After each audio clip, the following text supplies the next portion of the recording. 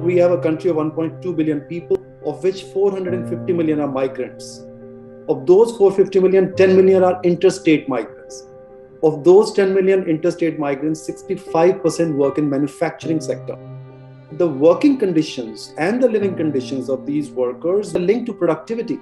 And we have to remember that India's labor productivity is 115th in the world. So we are not just talking of human rights. We are talking of a business opportunity here. The data that I'm going to share is from 2,700 workers. This is what they tell us. 70% of them have lost their hands and or fingers. So 88% are migrants. 65% were on contract. More than half of them, when they had their accident, were below 30 years of age.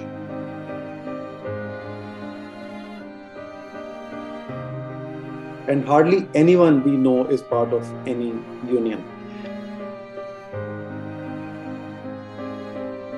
80% of them work in auto component factory, but 80% of crush injuries to these workers are happening in these factories because of metal forming machines. A quarter of these are in direct tier 1 suppliers of the large brands.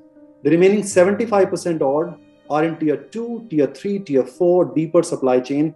Things get worse as we go down. 70% of them say that the accidents happen because of excessive production pressure. Almost half of them say that they work 6 days a week, but 12 hours a day all those 6 weeks, do not get paid extra for overtime. 80% of these machines where these accidents happen did not have safety mechanisms on them, like safety sensors, and these are required as per regulations. During COVID-19 lockdown, where we served about 500,000 meals to people in these areas, when quarter of them had left for their hometowns, home villages, the month of March when the lockdown happened, in April, 25 or 30% of them were not paid even their March salaries.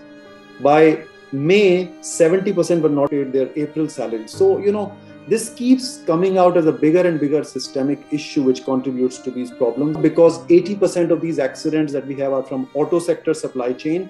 Is we started engaging with the auto sector brands, first the large 3 in North India, now 10 across. Over the last 4-5 months, we looked at the OSH policy of these top 10 brands as we could see them in their publicly declared documents. Human rights policies, codes of conduct, business responsibility reports, sustainability reports, suppliers code of conduct, financial reports, integrated reports, all this stuff. Right? And we looked at from the lens of OSH, because that clearly is a large lens for looking at human rights issue. And we looked at it from the point of view of deeper supply chain.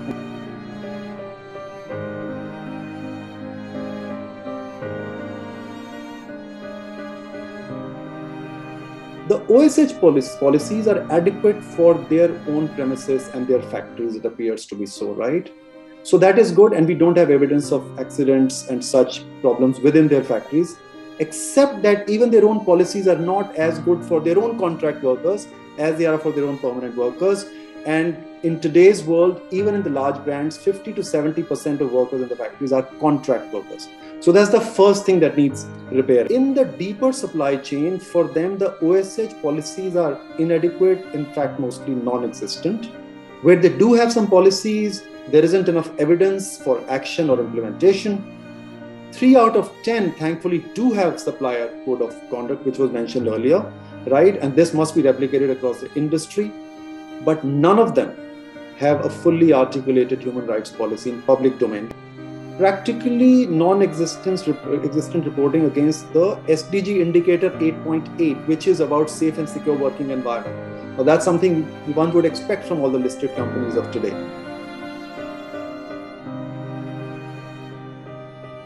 But we must also give credit where it is due. So one of them has acknowledged now the presence of tier 2, 3, 4 as part of their suppliers in their policies. That is a big step. Another company promotes sustainability in their supply chain. It's a start.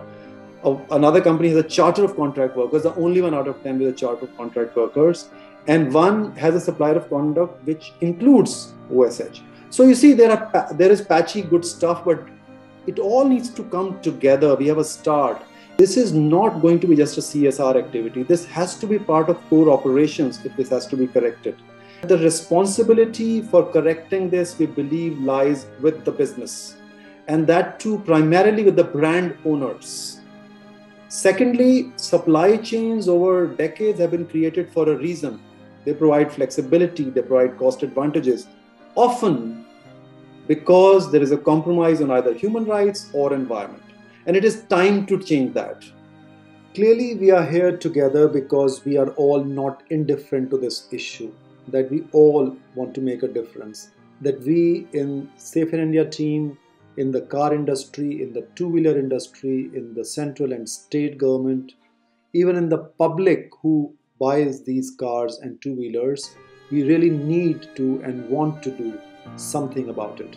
I'll leave you here with few words from Anu Aga ma'am, the founder of Thermax Group, and I hope that the auto industry OEMs take her lead. Thank you.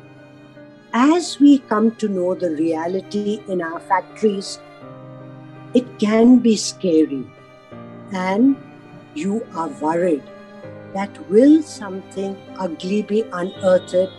I've taken years to build this company, and suddenly can my image be tarnished? Will I be not competitive? Because if my competitors do not join this, my costs will go up. I urge each of us to let go our indifference, get over our fear, and do something so that these migrant workers' plight is improved over time.